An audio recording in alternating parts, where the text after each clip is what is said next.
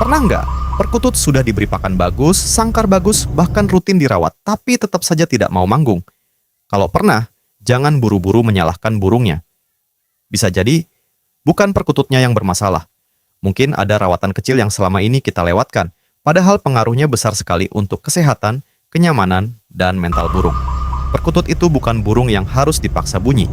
Kalau tubuhnya sehat, lingkungannya nyaman, dan mentalnya tenang, biasanya suara akan keluar dengan sendirinya.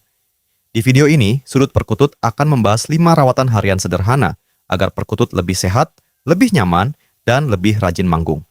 Sebelum lanjut, bantu dukung channel ini dengan klik like, subscribe, dan aktifkan lonceng notifikasi agar tidak ketinggalan tips perawatan perkutut berikutnya.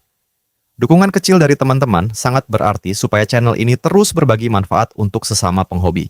Sekarang saya mau tanya, menurut teman-teman, faktor apa yang paling berpengaruh membuat perkutut rajin manggung?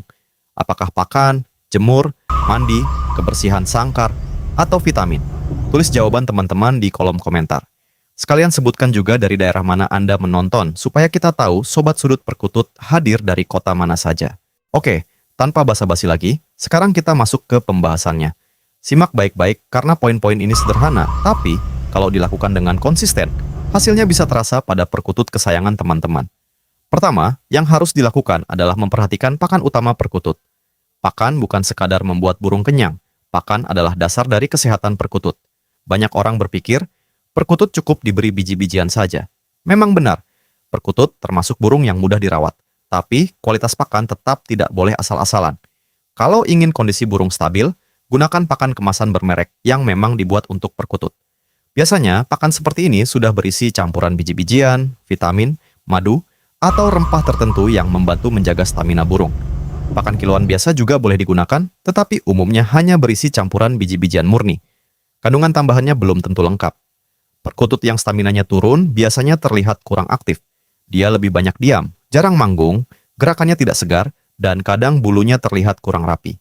Karena itu, jangan melihat pakan hanya sebagai isi perut. Lihat pakan sebagai modal utama agar burung tetap sehat dan punya tenaga untuk bunyi. Selain pakan utama, teman-teman juga bisa menyediakan tulang sotong. Tulang sotong membantu memenuhi kebutuhan mineral, dan burung bisa mematuknya sedikit demi sedikit sesuai kebutuhan. Walaupun pakan perkutut cukup awet, tetap cek secara berkala. Kalau pakan sudah kotor, bercampur kulit biji, kena debu, atau terlihat tidak layak, sebaiknya diganti. Kedua, yang harus dilakukan adalah memandikan perkutut dengan cara yang benar. Mandi bukan hanya soal membersihkan tubuh burung. Dalam perawatan perkutut, mandi juga bisa menjadi cara untuk membangun kedekatan antara burung dan pemiliknya. Salah satu cara yang sering digunakan adalah memandikan perkutut langsung dengan tangan. Cara ini bisa membuat burung lebih terbiasa dengan pemiliknya. Lama-lama burung tidak mudah panik, lebih jinak, dan lebih tenang saat dirawat. Tapi ingat, jangan kasar. Pegang burung dengan lembut. Usap tubuhnya pelan-pelan. Siram secukupnya. Jangan sampai burung merasa tertekan atau ketakutan. Bagian paling penting, jangan sampai air masuk ke lubang hidung. Untuk bagian kepala, cukup usap dengan sedikit air. Jangan arahkan pancuran langsung ke wajah atau dada dengan tekanan kuat. Sebagian penghobi juga menggunakan air bekas cucian beras. Air ini dipercaya dapat membantu menjaga bulu agar lebih sehat dan mengurangi risiko kutu. Namun, gunakan secara wajar dan pastikan airnya bersih. Waktu mandi yang sering dipilih adalah sore menjelang maghrib atau malam hari. Frekuensinya tidak harus setiap hari. Bisa seminggu sekali atau 2 hari sekali jika burung masih giras dan perlu dibiasakan. Kalau burung sedang kurang fit, cuaca dingin, atau angin terlalu kencang, lebih baik jangan dimandikan dulu. Rawatan yang baik bukan rawatan yang memaksa, tetapi rawatan yang menyesuaikan kondisi burung. Ketiga, yang harus dilakukan adalah menjemur perkutut secara rutin. Penjemuran adalah salah satu kunci penting dalam merawat perkutut. Pada dasarnya, perkutut menyukai panas. Burung ini biasanya lebih aktif ketika mendapatkan sinar matahari yang cukup. Kalau terlalu sering berada di tempat dingin, lembab, atau kurang cahaya, perkutut bisa menjadi malas bunyi. Waktu jemur yang paling aman dan umum adalah pagi hari, sekitar pukul 07.00 sampai 09.00. Di jam ini, sinar matahari masih bagus dan belum terlalu menyengat. Kalau sangkar harian memakai penutup atau bentuknya membuat cahaya sulit masuk, pindahkan burung ke sangkar jemur. Tujuannya agar sinar matahari benar-benar mengenai tubuh burung. Namun, jangan asal jemur terlalu lama. Perhatikan kondisi burung.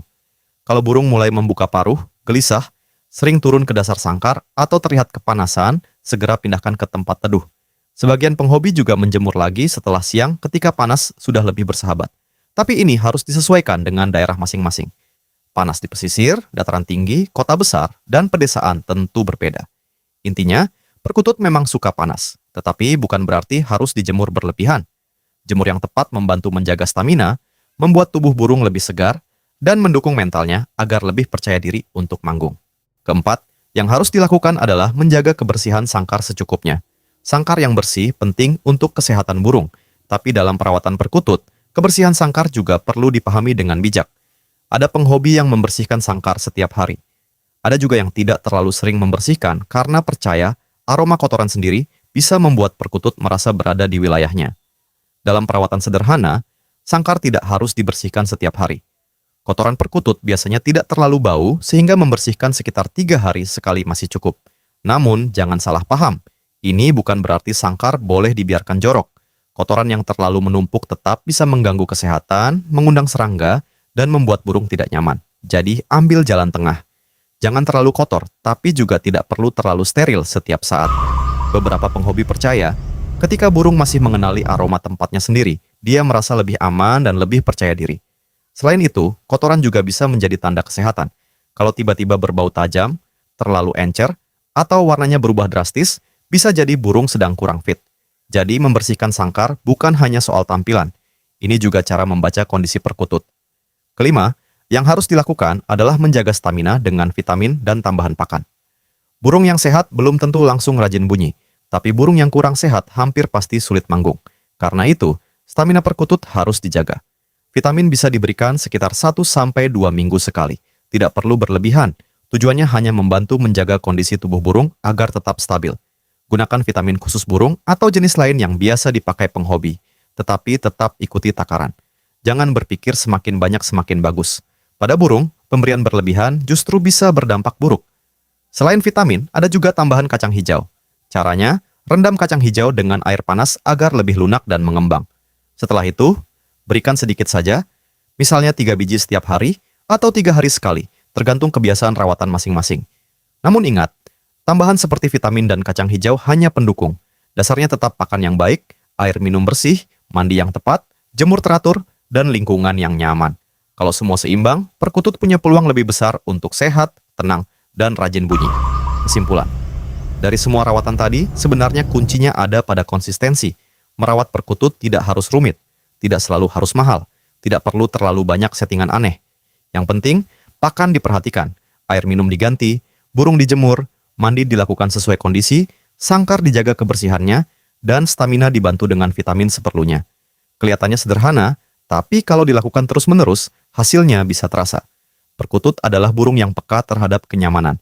Kalau dia merasa aman, sehat, dan cocok dengan lingkungannya, biasanya suara akan keluar lebih alami.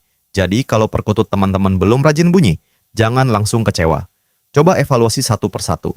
Apakah pakannya sudah cocok? Apakah jemurnya cukup? Apakah cara mandinya membuat burung nyaman atau malah stres? Apakah sangkarnya terlalu kotor? Apakah burung sedang kurang stamina? Dari pertanyaan sederhana itu, kadang kita bisa menemukan penyebab sebenarnya. Penutup. Sebelum video ini ditutup, saya ingin tanya ke teman-teman. Menurut pengalaman teman-teman, rawatan apa yang paling cepat membuat perkutut mulai rajin bunyi? Apakah rutin dijemur, diganti pakannya, dimandikan, diberi vitamin, atau karena burung sudah mulai jinak dengan pemiliknya?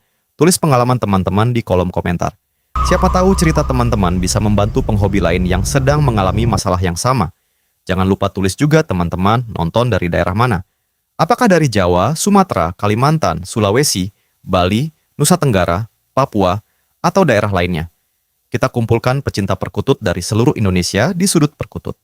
Kalau video ini bermanfaat, bantu dukung channel ini dengan like, subscribe, dan aktifkan loncengnya agar tidak ketinggalan pembahasan berikutnya seputar rawatan, karakter, dan dunia perkutut.